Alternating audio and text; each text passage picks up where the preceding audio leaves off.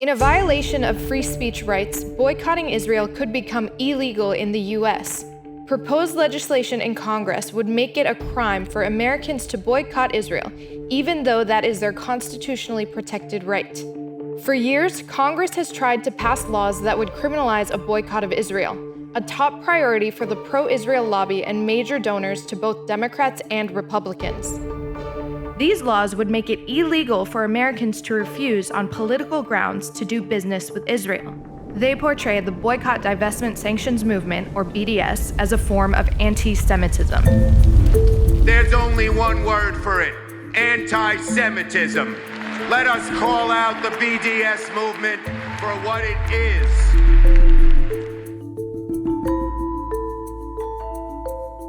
Well, I'm not aware of instances in history where there's been an effort through federal legislation to attempt to criminalize political boycotts, which are, of course, constitutionally protected activity. BDS is a movement calling on supporters to withhold business and cultural interactions with Israel as a non-violent form of pressure to demand Palestinian rights.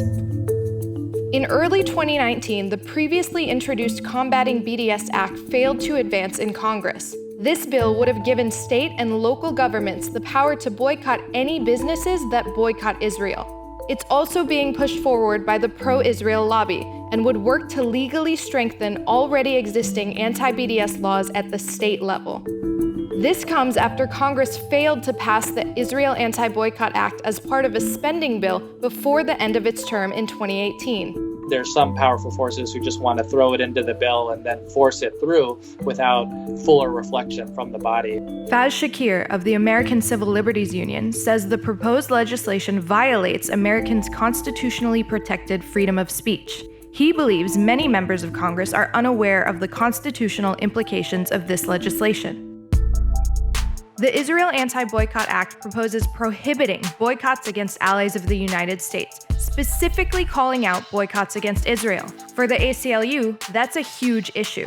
It's trying to chill and stifle speech merely because somebody has a viewpoint that they don't like. And once you go down that road, of course, anybody is susceptible to being targeted for politically unpopular speech. And Yusuf Munir of the U.S. Campaign for Palestinian Rights says these laws are specifically directed at groups like his. The basic point of this act, and the supporters of the legislation are on record saying this, is to combat the Palestinian rights movement here in the United States, which has adopted, of course, boycott, divestment, and sanctions tactics.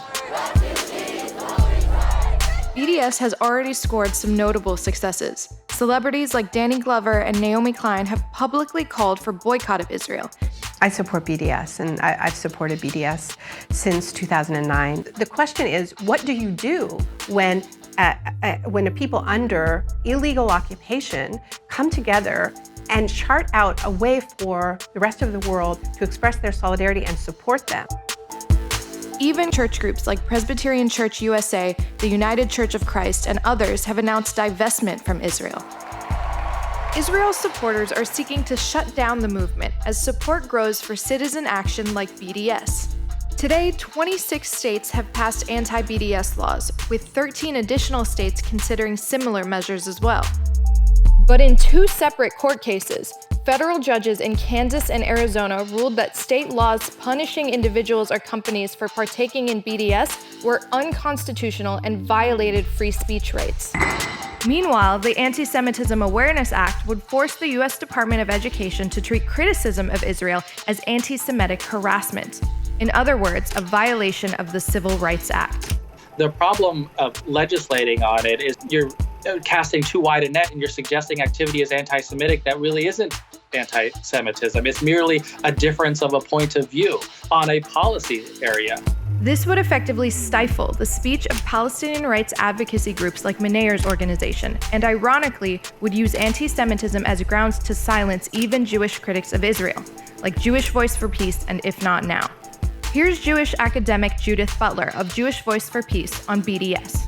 Support for boycott, divestment, and sanctions is just, that it is a support for a social justice movement and that it does not imply anti-Semitism. But I think because, the state of Israel has also gone to great lengths to conflate Judaism and Zionism, there is an understanding in our discourse that somehow these things are more tied than they are in reality.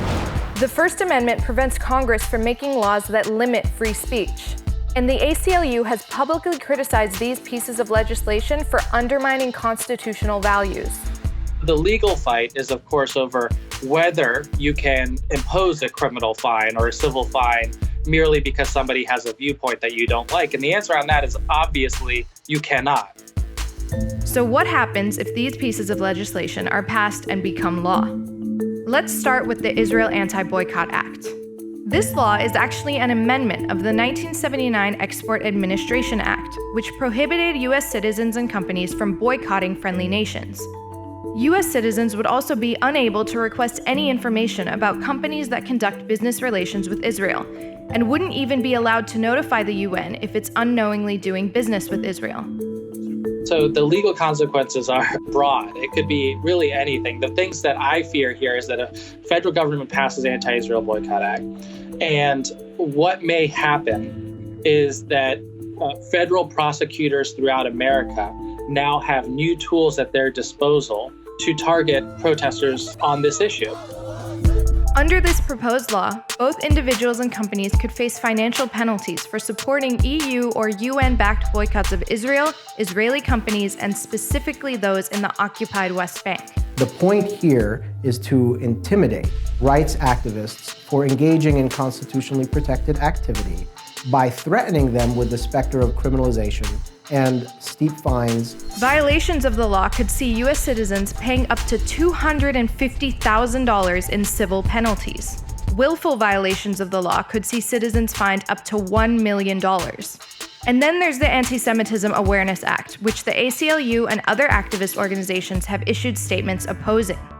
This is legislation that would actually call on the Department of Education to adopt a particular definition of anti-Semitism or a particular understanding of anti-Semitism, which it should take into consideration as it looks at civil rights discrimination complaints. This bill would work to silence critics and criticism of Israel in schools, colleges, and universities. And institutions of learning would also work to ensure that their campuses are spaces where criticism of Israel cannot occur, violating their free speech rights to avoid investigations by the Department of Education.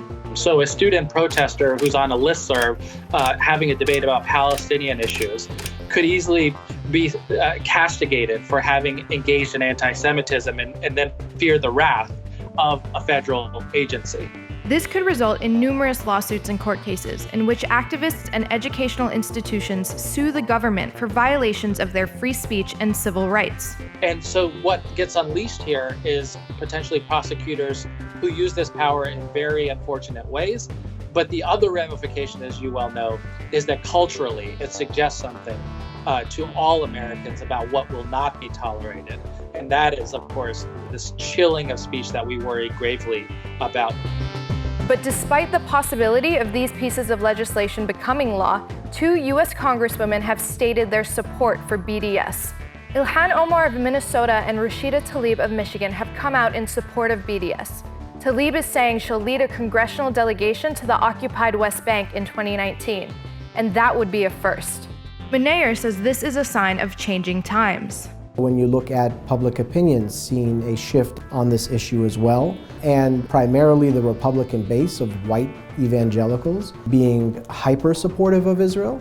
In the base of the Democratic Party in particular, millennials and people of color being much, much more critical of Israeli policy and supportive of the rights of Palestinians. But Menayer is still concerned about the legislation potentially being passed and what that will mean for free speech and organizing around Palestine. For vulnerable communities, including people who are working on Palestinian rights work, they have even more reason to be concerned about the way in which this would be enforced, very much for the purpose of intimidating them and marginalizing them.